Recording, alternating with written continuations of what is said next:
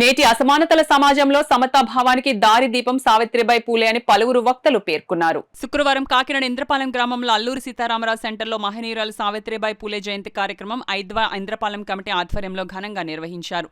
ఈ కార్యక్రమంలో ముఖ్య అతిథులుగా యువజన సమాఖ్య నాయకులు సిహెచ్ విజయ్ కుమార్, మాజీ డివైఎఫ్ఐ నాయకులు సిహెచ్వి రమణలు ప్రసంగించారు. ఈ కార్యక్రమంలో ఐద్వా నాయకురాలు పద్మ, అప్పయ్యమ్మ, అమ్మాజీ, లక్ష్మి, రామలక్ష్మి, ఉదయ, రత్నకుమారి తదితరులు పాల్గొన్నారు. సావిత్రిబాయి పూలే గారి ఇవాళ జయంతి జరుపుకుంటున్న సందర్భంగా ఎంతో గొప్ప ధైర్యంగా ఆవిడ చేసిన దానికి చాలా గ్రేట్ అండి.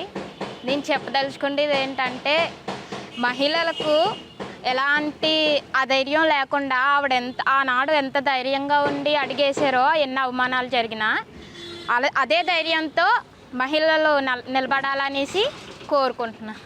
ఆర్యను సావిత్రిబాయి పూలేని టీచర్గా దిద్ది మహిళలు బయటికి రావాలంటే విద్య ద్వారాగానే సాధ్యం అవుతుంది. కాబట్టి మహిళలందరికీ విద్య చెప్పాలనే ఉద్దేశంతో మహిళలందరికీ విద్య చెప్పడం కోసం ఆవిడ టీచర్గా తయారు చేసి బయటికి పంపించడం జరిగింది పూలే గారు.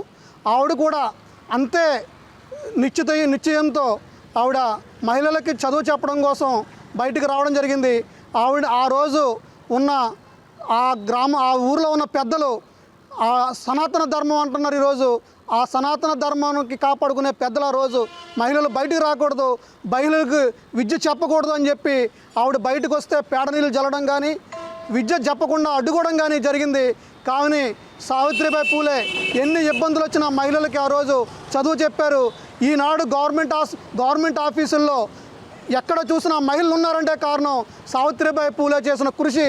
ఈరోజు 194వ జయంతి వేడుకల సందర్భంగా ఆవిడకి ప్రత్యేకమైన అభినందనలు తెలియజేస్తూ జయంతి వేడుకలు నిర్వహించడం జరిగింది. ఐద్వా ఆధ్వర్యంలోని తెలియజేస్తా ఉన్నాం.